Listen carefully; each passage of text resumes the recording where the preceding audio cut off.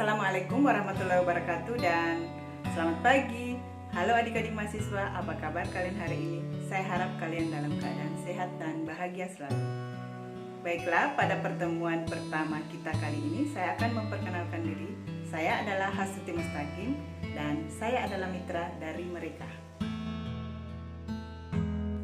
Perlu kalian ketahui, pada perkuliahan daring ini kita menggunakan beberapa aplikasi, yaitu yang pertama yaitu Google Classroom.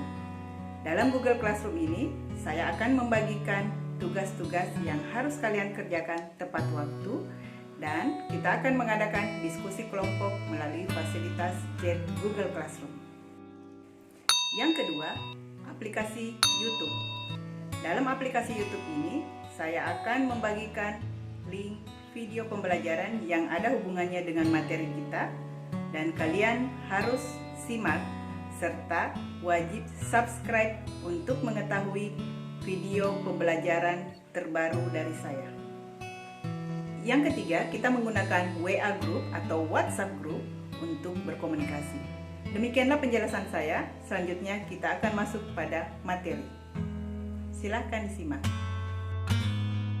Pada pertemuan kali ini, saya akan melanjutkan materi kita dengan pokok bahasan biaya produksi.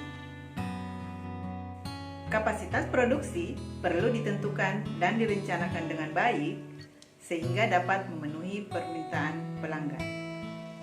Perencanaan kapasitas produksi merupakan salah satu proses yang penting dalam suatu sistem produksi. Penentuan kapasitas produksi sangat penting agar dapat menentukan pemanfaatan sumber daya secara optimal serta dapat membantu pengambilan keputusan yang berkaitan dengan kapasitas produksi. Kapasitas produksi adalah jumlah unit maksimal yang dihasilkan pada waktu tertentu dengan menggunakan sumber daya yang tersedia. Jangka waktu biaya produksi. Yang pertama, jangka pendek. Dalam jangka pendek, selama proses produksinya, perusahaan dapat menambahkan salah satu faktor produksi. Sedangkan faktor-faktor produksi lainnya dianggap konstan. Artinya, ada faktor produksi yang tidak dapat ditambah dan ada biaya produksi yang sifatnya tetap serta ada juga biaya yang dapat dirubah. Yang kedua, jangka panjang. Dalam jangka panjang, perusahaan dapat merubah atau dapat menambahkan semua faktor produksi yang digunakan. Teori produksi. Konsep utama yang dikenal dalam teori ini adalah memproduksi output semaksimal mungkin dengan input tertentu, serta memproduksi sejumlah output tertentu dengan biaya produksi seminimal mungkin.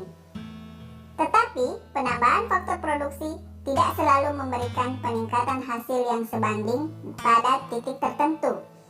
Penambahan ini akan semakin berkurang meskipun faktor produksi terus ditambah, sebab jumlah input yang melebihi kapasitas produktivitasnya tidak lagi maksimal.